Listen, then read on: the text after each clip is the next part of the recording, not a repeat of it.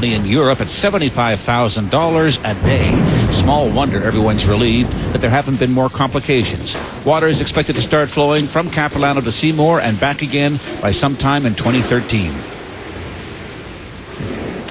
Well, a new style of winery is coming to the Okanagan. Not only will it produce its own vintages, but it will help other winemakers produce products of their own.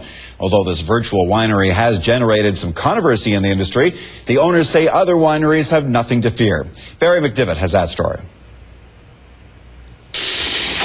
Construction is getting underway on the Okanagan Crush Pad, a new winery surrounded by acres of vineyards in Summerland.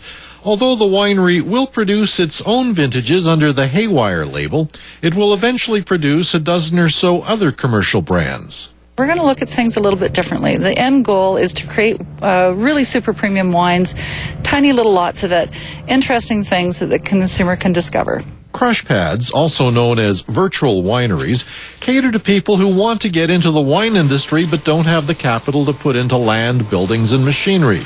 They can make their own commercial brands by using a Crush Pad's facilities. What we're hoping to do here is to really attract people that are already making wine, either winemakers who are going to use our facility for a special batch of wine that they can't make on their own premise, or grape growers who are contemplating starting a winery.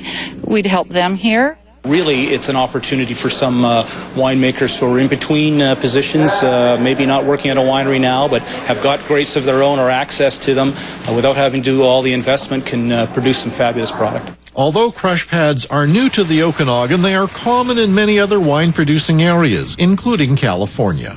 It is a concept that's done quite heavily in places like Napa Valley and Sonoma. It kind of provides an opportunity to incubate new entrants into the wine business. They have just started out, they haven't got all the capital that they need, and they can use this facility in an interim step until such time as they can build their own winery. Critics of the crush pad concept say it isn't fair to wineries that have invested millions of dollars in property and equipment. Well, we've spent millions too. We've established a vineyard, we've built a winery, we've got all the equipment, we've got the marketing talent, the sales talent. The difference is that we're willing to share our investment with other people. Well, the BC Wine Institute is supportive of it. You know, it's an opportunity for us to get some more product out into the market. You know, there's a tremendous amount of wineries now. I think there's close to 200 across throughout BC, and a large majority of them are here in the Okanagan. And really, it's giving consumer more choice. Okanagan Crush Pad says it will only produce top quality wine made from BC grapes. Barry McDivitt, CHBC News.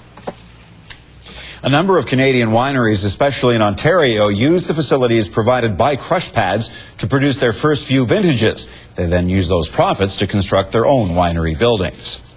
Well, the price of oil and the price of gold both jumped again today. Details next. Plus, videotaping a musical adventure at UBC Okanagan. CHBC News returns.